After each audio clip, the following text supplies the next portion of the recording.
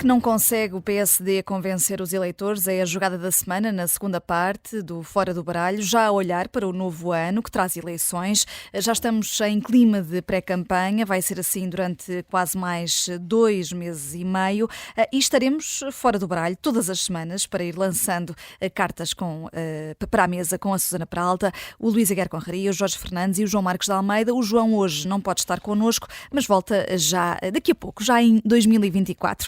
Ainda estamos no rescaldo do Natal e o Natal de Marcelo e o filho, o Dr. Nuno Rebelo de Sousa. Fê-lo porque não conseguiu chegar onde queria por outro caminho, que era através do Presidente e da Presidência da República.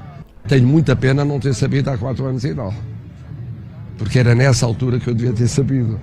Mas isso diz respeito às relações pessoais e é evidente que, pessoalmente, retiro as conclusões de não ter sido dito o que devia ter sido dito, que me permitia intervir para que não tivesse acontecido o que aconteceu. Foi uma desilusão, que verdadeiramente era questionado, era o Presidente da República. É deixar dúvidas sobre se aquela diligência tem a cobertura do Presidente ou não tem. Começas tu a jogar, Jorge Fernandes, que carta é que lanças para este Natal presidencial em família? Lanço uma carta de paus, Vanessa. Bem, eu não vou entrar aqui na questão moral, digamos assim, das relações entre pai e filho. Isto é um problema apenas e só entre eles. Faço, no entanto, um comentário mais genérico, porque acho que este comentário de Marcelo Rebelo de Sousa mostra bem o caráter da personagem e que não é nova. Enfim, este caráter é uma coisa que já conhecemos há muitos anos. Mostra bem a sua tibieza e a cobardia.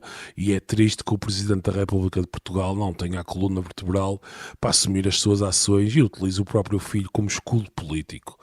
Aliás, se tivesse que apostar, duvido que o Marcelo fizesse isto sem avisar o filho, mas enfim, o problema é deles. O meu problema, acima de tudo, é outro. Independentemente daquilo que tenha feito ou deixado de fazer, o filho de Marcelo Rebelo de Sousa não é titular de nenhum cargo político. Marcelo é que é o titular de um cargo político e é o mais importante, de resto, no país todo. E o filho de Marcelo não nos deve quaisquer explicações, nem deve ser responsabilizado. Quem deve ser responsabilizado é o Presidente da República ou eventuais políticos que, enfim, que tenham falado com ele. É evidente que ninguém de bom senso, pelo menos na minha opinião, acredita que Marcelo não tenha intervindo e que o filho tenha ido falar com o Lacerda Salles porque encontrou uma barreira em Belém. Quer dizer, isto parece-me absolutamente implausível, não é? E quer dizer, acima de tudo, acho que se Marcelo e as elites que o apoiam estão tão preocupados com o populismo e o crescimento de Ventura, quer dizer, eu acho que é absolutamente evidente que este tipo de comportamento, em que há uma diferença claríssima e uma distinção entre o acesso que as elites políticas, sociais e económicas têm a atores políticos, a determinado tipo de mecanismos que lhes permitem, no fundo, passar à frente na fila. Isto é deitar gasolina para cima da fogueira, quer dizer, nada alimenta mais o populismo. Uma das, digamos, das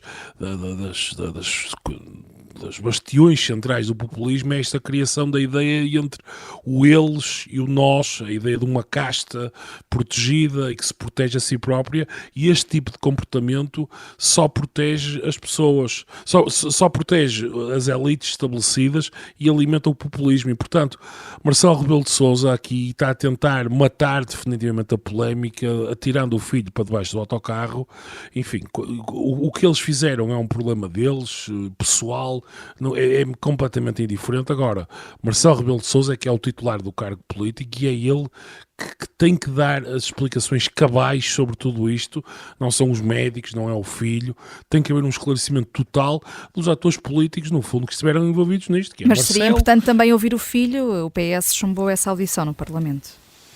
Sim, quer dizer, o filho, enquanto no fundo testemunha de tudo o que se passou, poderia falar. Agora, quer dizer, existe aquela velha regra em tribunal, eu não sei até que ponto é que o filho de Marcelo teria incentivos para dizer a verdade e não que, apesar de tudo, eu espero que o filho de Marcelo tenha um bocadinho mais consideração familiar e perceba que, apesar de tudo, as relações entre um pai e um filho, e aqui na parte moral, as relações entre um pai e um filho têm sempre um peso importante e, portanto, ele não iria para lá propriamente testemunhar de forma, enfim, de forma completamente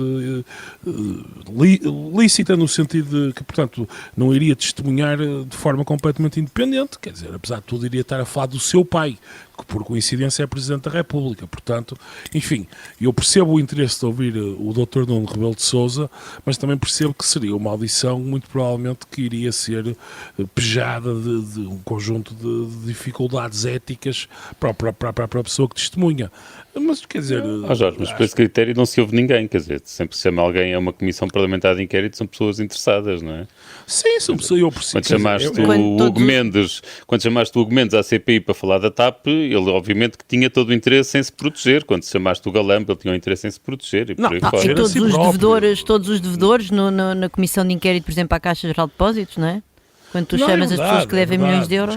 Não, é verdade, quer dizer, todas as pessoas têm interesse em... Têm histórias para contar e não são necessariamente verdadeiras. Agora, à partida estão legalmente obrigadas a ser verdadeiras e, portanto, há consequências judiciais se forem apanhadas a mentir. E há certidões que são enviadas para o Ministério Público precisamente se as pessoas entrarem em contradição. Posso há aqui um ponto em que eu discordo de ti. Posso só aqui... É um trunfo? Quer dizer, não é trunfo, que eu estou mais ou menos de acordo com o Jorge, mas nesta parte dele dizer que Nuno Rebelo de Sousa não é responsável por nada, quer dizer, eu tenho mais algumas dificuldades em... Uma coisa era ele ter mandado aquele e-mail para o pai e ponto final, aí quase que aceitava, e depois se tudo o resto se desenvolvesse a partir daí, aceitaria que ele não era responsável por nada. Mas quando ele tem um papel tão ativo, como claramente teve, em que insiste, em que vai depois ter reuniões com o secretário de Estado, isso mostra que ele não é propriamente uma personagenzinha aqui irrelevante. Aliás, basta lembrar a entrevista de Lacerda Salles, quando ele diz que reuniu 2 vezes com o Nuno Rebelo de Sousa, e a segunda vez foi a reunir com o Nuno Rebelo de Sousa e com 2 empresários do Brasil na área da saúde. Portanto, isto é uma pessoa que claramente tem uma atividade forte de lobbying, não é? Portanto, e usa o seu nome. E uma pessoa que usa o seu nome e que usa a sua posição de Presidente das Câmaras de Comércio de Portugal no Brasil, ou uma coisa assim do género, para pressionar governos e para fazer lobbying, não é propriamente uma pessoa que se possa desresponsabilizar da forma como o Jorge estava a fazer. Portanto, eu concordo com todas as críticas que todas, pronto, ou quase todas, há aqui coisas que nós ainda não sabemos, que faz relativamente a Marcelo Rebelo de Sousa, mas não desculpabilizava para já, pelo menos assim tão de caras, o Nuno Rebelo de Sousa. A minha ideia não é propriamente desculpabilizar o Nuno Rebelo de Sousa. A questão é, e admito perfeitamente que ele usa o seu apelido para abrir várias portas em Portugal, não só nisto, como provavelmente em muitas outras coisas que nós nem imaginámos, não é? Mas, acima de tudo, Marcelo é que é... eu tenho sempre tento sempre ter esta perspectiva, que é Marcelo é que é o ator político em quem nós, enfim, que é um plural majestático, os portugueses votaram, e é Marcelo que deve contas enfim, independentemente do seu apelido, Nuno Rebelo de Sousa é um cidadão privado, digamos assim, que faz lobby pelos seus interesses, como certamente haverá centenas de pessoas a fazer lobby e que em muitos casos usam relações familiares, apelidos, enfim, conhecimentos vários que fizeram na escola, na universidade, etc., para tentar avançar, digamos, com os seus interesses. Mas, acima de tudo, o que eu queria era realmente que o Presidente da República esclarecesse isto e que a comunicação social continuasse a fazer o seu trabalho, no fundo, para tentar esclarecer definitivamente o que é que se passa aqui. E é por isso que a carta é de paus e diretamente para Marcelo Rebelo de Sousa. A próxima carta é de espadas, Luísa Aguiar Conraria, depois dos maus resultados no PISA, estudo da OCDE que avalia o desempenho dos alunos de 15 anos. Agora são as provas da frição dos alunos do 2º, 5º e 8º anos. Foram um descalabro na reação dos próprios professores. É mesmo um 0 de espadas, não pode ser outra coisa. É um 0 porque realmente aproximamos-nos do 0. Quer dizer, quando nós temos notícias de que... Isto é tudo com base numa notícia do Diário de Notícias de há 3 dias e, portanto, que ainda falta a divulgação oficial dos resultados. Mas a confirmar-se o que ali está escrito, por exemplo, em História e Geografia, em História e Geografia de Portugal, houve menos de 3% positivas. 3% positivas, que já estamos mesmo muito próximos do zero, não é? Quer dizer, imagina, podia dar como alternativa ao 3 de paus para ser aqui os 3%, mas estamos tão perigosamente próximos do zero que aqui é mesmo um zero de espadas. Eu acho que há um lado bom disto. É um lado bom da divulgação dos resultados de PISA e agora destas provas de aferição. É que é cada vez mais impossível o atual Ministro da Educação e o futuro Governo desmentir o descalabro que está a acontecer na educação e no ensino. E claro que há muitas desculpas, não é? Há muitas desculpas. Há a desculpa da pandemia, há as greves dos professores, há sempre a culpa é do Passos Coelho, essa também será sempre uma das desculpas preferidas. Este teste parece que foi particularmente mal feito, estes testes de aferição, estas provas de aferição que foram feitas online, com os sites a crashar, com os alunos a chegar ao fim do teste e a terem de começar do início. Portanto, há imensos relatos de uma enorme desorganização. Mas a verdade é que os resultados são tão maus, que não é possível mais disfarçar. E, portanto, pelo menos... E não se explica tudo com a pandemia, nem com as greves dos professores. Não, quer dizer... claro que não se explica tudo com a pandemia, com a greve dos professores, porque isto é um problema que vem... Quer dizer, o Portugal já estava a baixar nos resultados internacionais antes da pandemia. Portanto, não se explica tudo só com isso. Mas mesmo que se explicasse só com isso continuava a haver responsabilidades políticas, porque mesmo que o resultado fosse apenas e só por causa da pandemia, este descalabro, então a pergunta a seguir é: o que é que fazemos? E o que é que fazemos para recuperar? E o que nós vimos é que no último ano e meio, não foi feito quase nada. O programa de recuperação de aprendizagens é uma anedota em Portugal. Sendo que estas provas de aferição foram feitas ali em maio, junho, salvo erro, e os resultados só foram divulgados agora, estes resultados preliminares, podiam ou deviam mesmo ter sido publicados mais cedo? Os diretores vieram a criticar a demora na divulgação. Eu vou ser honesto, eu acho que aqui não faz grande diferença. Se tivessem sabido os resultados uns meses antes, também não iam mudar nada deste ano letivo. Mas, de facto, mas eu percebo essa reação e isso, de facto, vai à justificação que o Governo deu para a criação destas provas. Lembram-se que havia provas no 6º ano e 9º ano e o Governo acabou com essas provas e depois criou estas da aferição no 5º e no 8º ano e no 2º. E o argumento era precisamente o de fazer provas a meio do ciclo. Lembre-se que há um ciclo que vai do 5º ao 6º ano e outro que vai do 7º ao 9º, a meio do ciclo, para permitir às escolas aferir a qualidade dos alunos e implementarem medidas para o ano seguinte. Prepararem novas estratégias pedagógicas, lá está. Exatamente, e portanto, claro que ao divulgarem os resultados no ano letivo seguinte, anulam isto completamente. Portanto, um aluno que fez a prova no 8º ano, agora está no 9º, portanto já não há planeamento nenhum para no 9º ano recuperar as falhas do 8º ano. Mas pronto, mas eu também tenho de ser honesto e dizer que acho que estas justificações eram todas uma treta, portanto não faz grande diferença. Eles mudaram de ano precisamente para não ser possível comparar com os anos anteriores. Foi esse o objetivo e nesse aspecto conseguiram.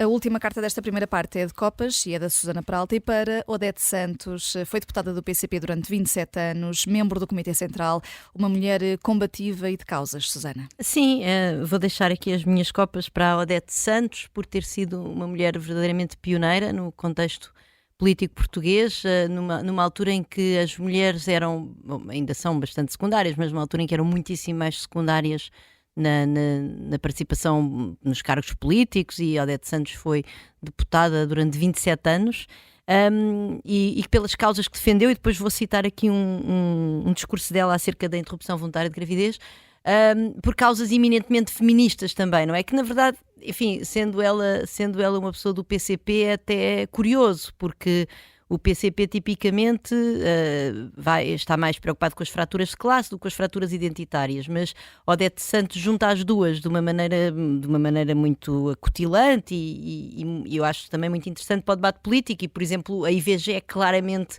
uma causa que de facto junta a questão identitária, porque só as mulheres é que podem abortar, com também problemas socioeconómicos gravíssimos, e ela permanentemente, quando fala do aborto, fala das dificuldades de acesso e e daquilo que ela chama as penas perpétuas que as mulheres se sujeitavam quando recorriam ao aborto clandestino, Sim. sempre chamando a atenção para o facto que eram as pobres que recorriam obviamente ao aborto clandestino, porque as outras tinham maneiras desde logo de ir abortar em segurança à Espanha, só que isso custava dinheiro.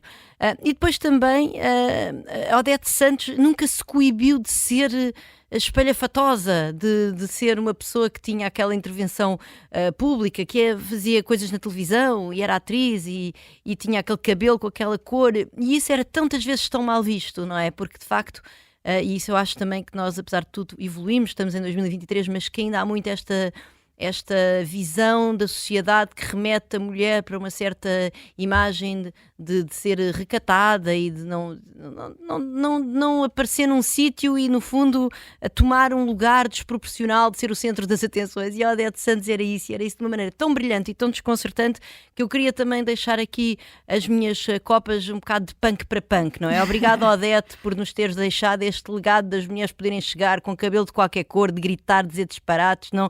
E nós podermos ser isso que, no fundo, esse lugar não está... Na semana passada vieste de Meio Natal. Vim de Meio Natal, exatamente. Foi uma homenagem antecipada à Odete Santos, porque, de facto, há muito esta imagem. As mulheres têm que ser o que elas quiserem e podem gritar e espalhafatar e dizer disparates e interromper os outros, como a Odete Santos fez brilhantemente. Obrigada, Odete. E então queria acabar por ler um discurso da Odete Santos na altura do debate do aborto de fevereiro de 1998, não vamos agora aqui voltar a essa história, e o que ela diz é, alguns desejariam que, enfim, estes não ouvem as mulheres, está a falar de representantes políticos, aquelas que foram remetidas a silêncios e palavras sussurradas por campanhas marcadas pelo autoritarismo da moral única e pela intolerância, são mulheres humilhadas, marcadas pela angústia e sofrimentos clandestinos, são mulheres vítimas da violência do Estado.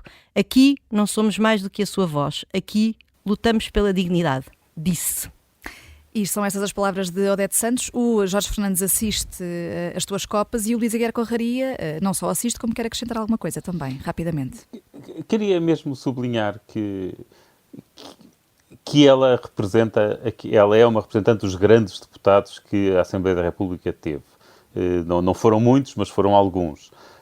E que vão escasseando. De facto, quando olhamos para os anos 80 e 90 e vemos assim, e se pegássemos assim nos 10, 15 grandes deputados dessa Assembleia, são de uma qualidade muito superior aos atuais. Aliás, basta olhar já que estamos a falar de PCP, basta olhar para a bancada do PCP para ver isso. Portanto, sim, quero-me associar à homenagem da Susana. A Odete Santos merece muito. Odete Santos disse, fazemos agora aqui uma curta pausa, voltamos para a jogada da semana já a seguir.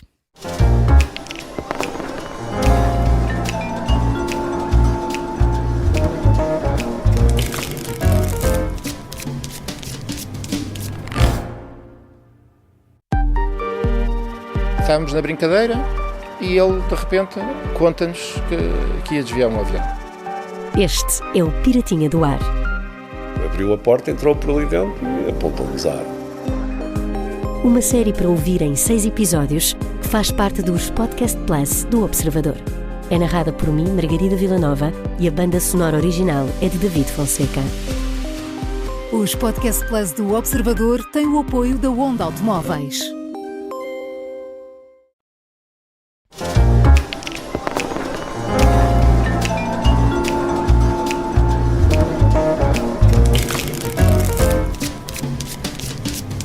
Aqui no Fora do Baralho, os balanços do ano vão sendo feitos à semana e esta última de 2023 permite-nos tirar ilações sobre este ano horríbilis para o Governo e perspectivar 2024, que já tem marcado na agenda o dia 10 de março, eleições legislativas. E podemos fazê-lo à boleia da última sondagem e de um inquérito. Comecemos pela sondagem da Intercampos, que coloca o PS à frente, 25,4%, já com Pedro Nuno Santos na liderança, e o PSD com 22,5%, sendo que os dois maiores partidos sobem e os outros descem, mas há outra conclusão relevante. A direita fica longe da maioria se deixar o Chega de fora da equação. E voltamos por isso à pergunta que lançámos logo no arranque do programa de hoje, deste jogo.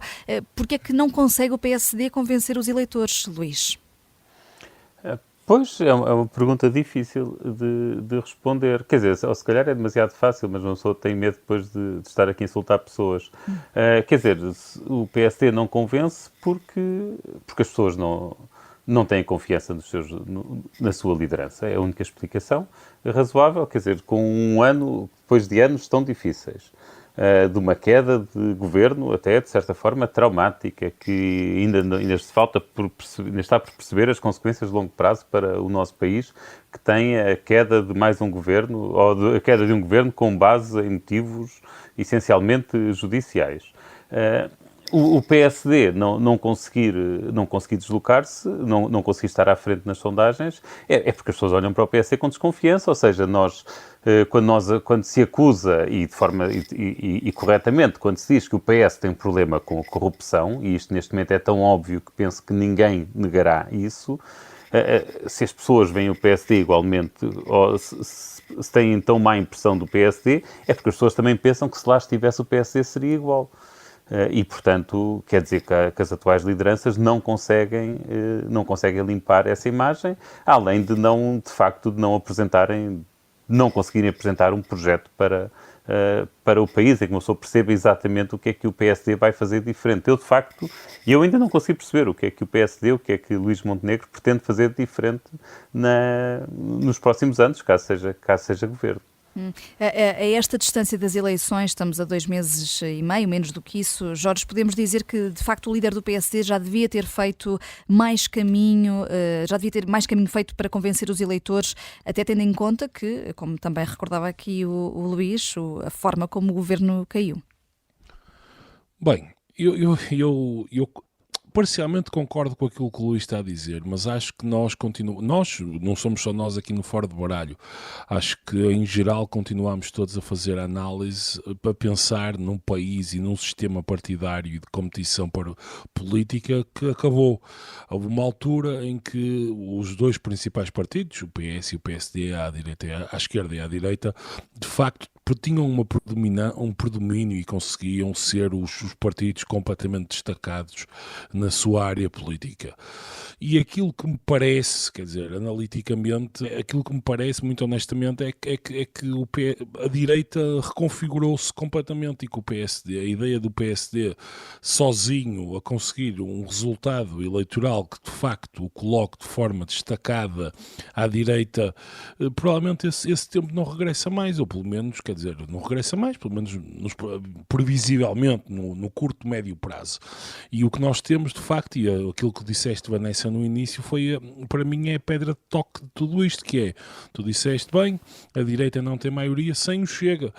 Eu não estou aqui a defender o Chega de maneira nenhuma, mas de facto aquilo que nós vemos é um desgaste forte à esquerda e à direita, no fundo, que há 10 anos, muito provavelmente, os votos todos que estão agora à direita estariam muito provavelmente concentrados no PSD e em menor grau no CDS. Neste momento o que vemos é uma competição política muito mais partida e temos três partidos, enfim, especialmente o PSD e o Chega, com um resultado eleitoral muito mais equilibrado entre si, isto é, em relação a antigamente, em que tínhamos um PSD sempre na casa dos 30 e poucos % e o CDS nos 8, 9%, quando a direita ganhava, e portanto neste momento as peças mudaram um bocadinho e eu tenho dúvidas, na verdade, se pelo menos no próximo ciclo eleitoral e no outro, será sequer expectável que o PSD consiga recuperar de alguma maneira e consiga afirmar-se como o grande partido da direita, porque provavelmente esse tempo acabou e portanto a equação que agora tem que ser feita à direita e a grande dificuldade que o PSD tem neste momento é como governar, como conseguir montar uma alternativa ao Partido Socialista, sabendo que à direita muito provavelmente é mesmo impossível. Eu acho que nós tendemos por exemplo, o João tendia, ele não está aqui, mas enfim, vou falar dele na mesma, tendia a culpar de alguma maneira o Rui Rio. E agora começamos a dizer, bem, se calhar Luís Montenegro também não é a pessoa adequada, não tem as ideias suficientemente fortes, etc, etc.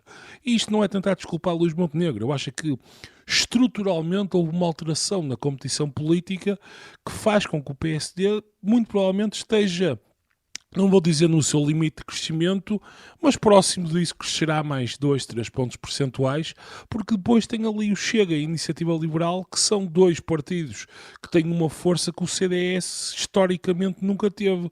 E, portanto, a direita, sob esse ponto de vista, está muito mais equilibrada.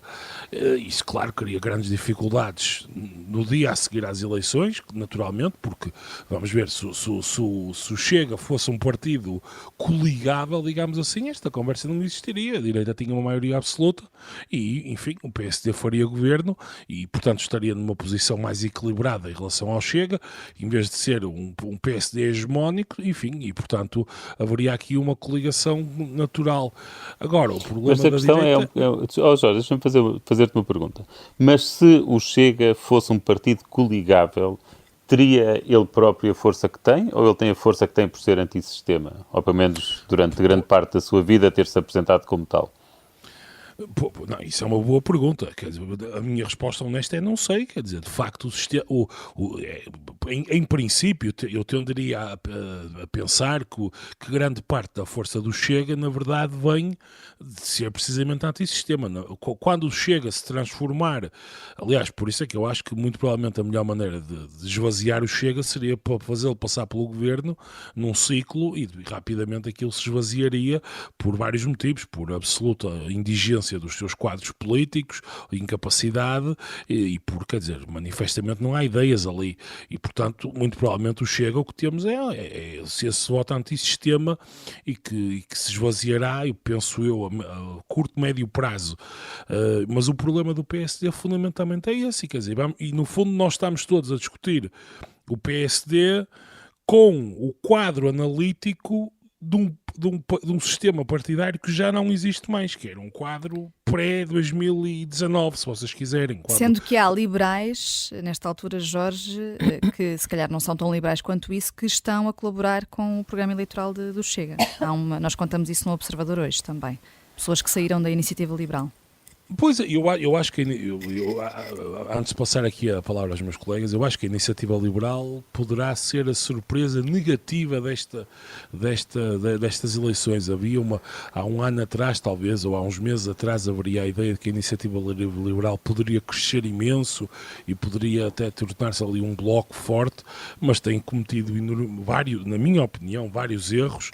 Eu acho que o erro que cometeu, acima de tudo, foi o erro da soberba, porque a dada altura tinha muito boa imprensa, estava a começar a conseguir alguns quadros e, na verdade, a Iniciativa Liberal, bem, há gente que está a sair, o que é perfeitamente natural, isso não vejo isso como minimamente problemático. Aliás, a ideia de que há ex-membros da Iniciativa Liberal estão no Chega, bem, o partido já não é responsável, digamos assim, pelo comportamento individual das pessoas que passaram pelo partido, especialmente pessoas que são, penso eu, quer dizer, no fundamental anónimas e que não tiveram quaisquer responsabilidades de maior na estrutura organizativa do partido.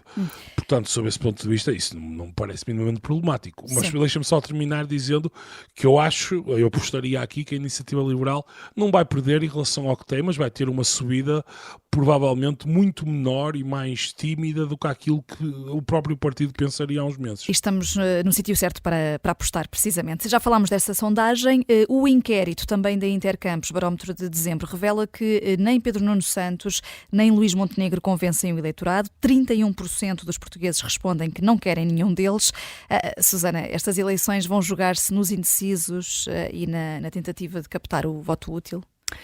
Bom, eu acho que as eleições jogam-se sempre nos indecisos. As pessoas que à partida já tomaram a sua decisão de voto ou que têm uma grande... ou que são militantes do partido, ou que têm uma pertença emocional a um partido, essas nunca não são essas que fazem os resultados das eleições. Quanto à captação do voto útil, eu não tenho assim muita certeza, porque as eleições que se jogaram na captação do voto útil foram as últimas, que deram uma maioria absoluta ao PS. Enfim, vale o que vale, não sou uma sondagem representativa da população, aliás, de todo, mas conheço muitas pessoas que votaram, pessoas de esquerda, que votaram no PS e que se arrependeram naquela noite, no sentido em que foi voto útil, com medo do Chega e com medo também do Rui Rio nunca ter sido claro relativamente à estratégia pós-eleitoral com o Chega. Portanto, eu julgo que estas eleições vão ser menos de voto útil, até porque, pelo menos à esquerda, porque Pedro Nuno Santos é o político da geringonça e ele voltou a dizer isso, não é, recentemente, que foi momentos felizes, já não me lembro, e também essenciais para a sua formação política e até a formação enquanto homem. E, portanto, eu julgo que, pelo menos à esquerda, neste momento há um incentivo menor para o voto útil. Quanto à direita, já tenho mais alguma dificuldade de perceber, enfim, embora eu julgue que o facto de Luís Montenegro, a questão do não é não, não é? De Luís Montenegro pode eventualmente levar a algum voto útil, não é? No fundo, dizer, atenção, que se querem que a direita governe, votem em mim porque eu com o Chega não me coligo. Vamos lá ver depois o que é que ele faz depois das eleições, se efetivamente estiver em posição de formar governo. O que eu também acho, relativamente a esta questão dos líderes não convencerem e tal, pronto, isto acontece num período muito estranho, não é? Ou seja, o líder Pedro Nuno Santos ainda não está consolidado, não é? E o próprio líder Luís Montenegro não está consolidado, mas esteve nas primeiras páginas dos jornais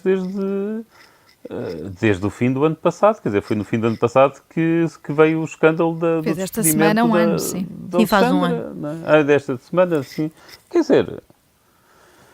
Sim, tens razão. Os eleitores têm bastante informação sobre ele, tens toda a razão. Agora, mas não no papel de líder e de candidato, não é? E eu julgo que o próprio Luís Montenegro, quer dizer, não sendo exatamente paralelo, mas nós andámos sempre nesta história de ainda depois da demissão de Costa, ainda houve apelos da direita que volte o Passos Coelho e não sei o quê, a grande coligação da direita sob a égide do Passos Coelho, e eu acho que agora é que isso tudo está mais consolidado e, portanto, eu julgo que ao longo dos próximos 2 meses vamos ver estes dois políticos, espero eu, em debates e tal, e enfim, o que eu quero dizer é que estes 31% neste momento provavelmente querem dizer pouco, não é? Porque de facto as pessoas ainda não...